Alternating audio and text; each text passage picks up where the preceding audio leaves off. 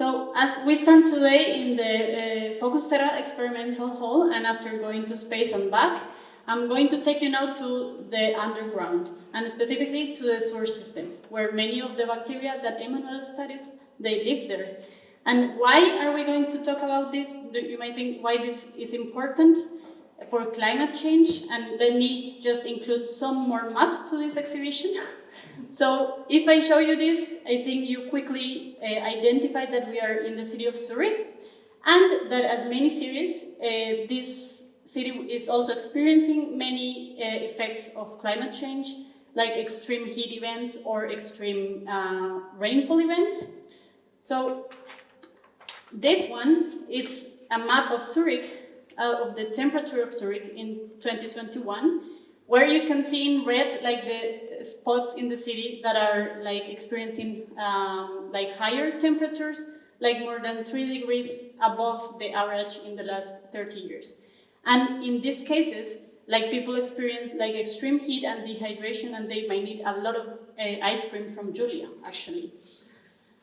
But then we are also experiencing extreme rainfall events, and this one brings many problems for like the city and risk of floodings, and it can also cause a lot of economic damage in the cities. But you might be wondering, why do we care about, like, how do we solve these problems, and why do we care about sewer systems?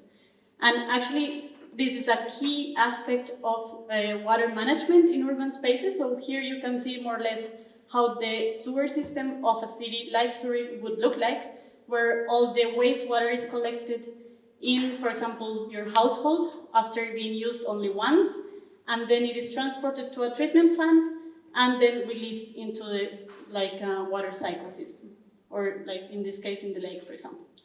But then we know now that if we learn how to actually manage our shed and how to like use properly the water resources that we have in the city, we could potentially mitigate those climate change effects. So there are new, or well, actually not so new technologies to manage water, and there's like decentralized wastewater treatment that you can use to harvest wastewater, treat it, and reuse it locally.